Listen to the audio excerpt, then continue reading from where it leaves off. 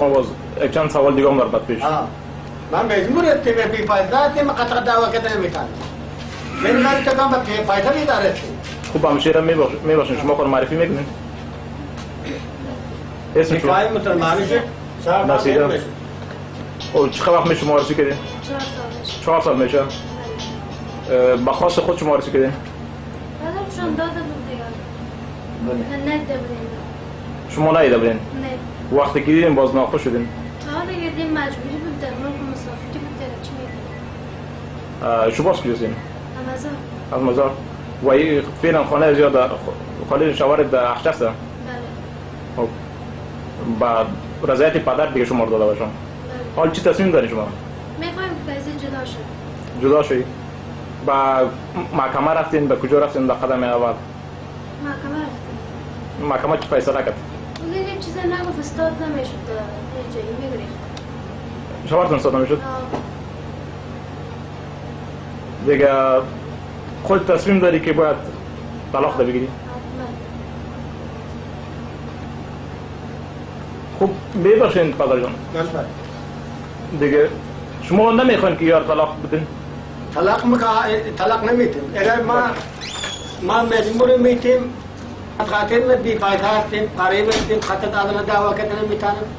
آمدن خودم آخر هستیم. درو میکنیم نوخان میکنیم خانه را هم ترتیب میکنیم. بیا برو موتور فایده پیدا کردن میتونیم. ما مجبوریت اگر قانون هم رقم باشه طلاق نمیتیم هم نمیشه بی فایده آمدن نمیتونیم. اگر دل خود رو واسه که ما طلاق نمیتیم حکومت اگر آدم گرفته بتونیم. بله. من آن نگرفتیم. خب اگر خانم شما امروز خوش نباشه و او خواهش ازی باشه که باید طلاق برش بدی دیگر هم نداری چطور میکنی؟ نه این موافق ختم نره و ختم موافق نشه و ختم خوش گذران نکنه ما آده بیدار باشم من آده بیدار هستیم مسافر ما را با خودم بکنیم با خاطر ازی که هنوزم دیگه زندگی برات مشکل میشه کیونکه خوش نباشه زندگی دیگه هم برات سخت میشه مشکل میشه بهتر که نمیست که باید اگه اون خوش به ایست که طلاق بدی باید بدی شم مشکل که نمیشه که حال رای آمده حال مشکل میشه خب دیگه کدام گفتنی ندارین دیگه چی ندارین قانون هم طرف بگه پیشن که قانون تانی نو آمده لاش دیگه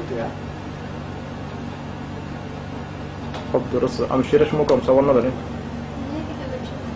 بله گفتنی دارم که من خط خدا بلان بو سببه گفتنی دارم که من خط خدا بگیرم دیگه خدا سبب نیست که اگر این خط بده با چیز نشه یا خب در زبان خودی جدا چی خط نشته که با میبینه که اگر دیگه میزنم از این میخوام که خط ما بده دیگه زندگی دیگه نمیخوام خب تشکر